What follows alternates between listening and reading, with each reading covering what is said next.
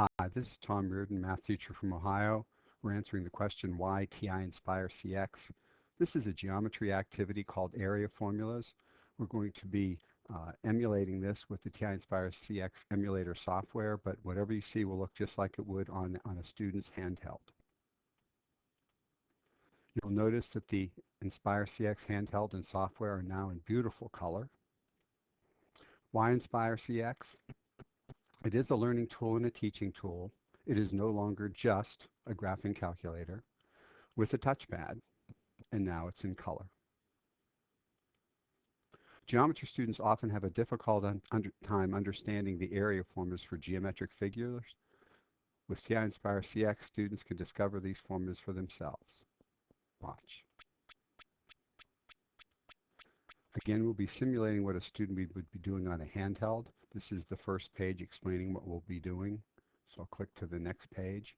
And it says click the up arrow to show the dimension labels. So the student would move the cursor to click here, and you can see that it's base and height as opposed to length and width, and you'll see why we would want that.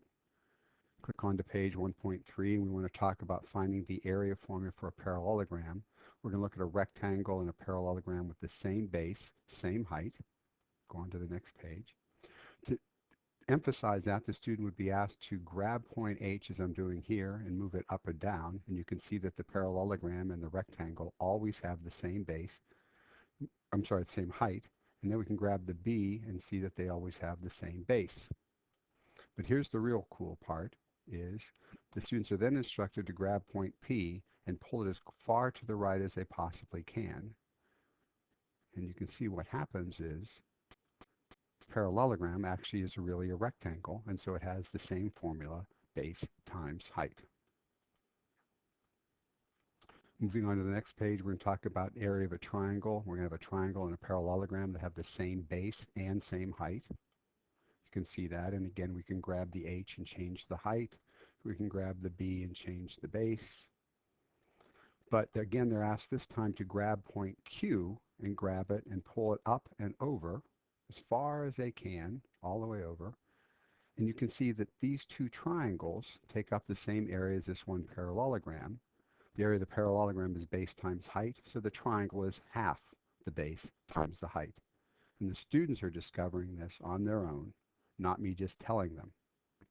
And I remember my students often telling me, why'd you put a fraction in the formula? And I didn't put it in there, it just belongs there. Finally, we're going to look at the area of a trapezoid formula. On this page, they have this same height but different bases. The students are asked to grab point R and pull it up and all the way around.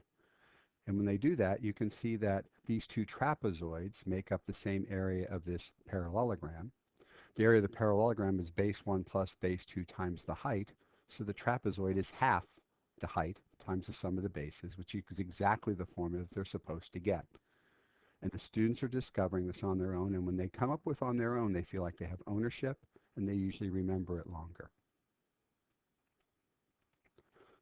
So to summarize, here we have the area formula. You can see what we did there. The area formula for the triangle and the area formula for the trapezoid. This concludes this video.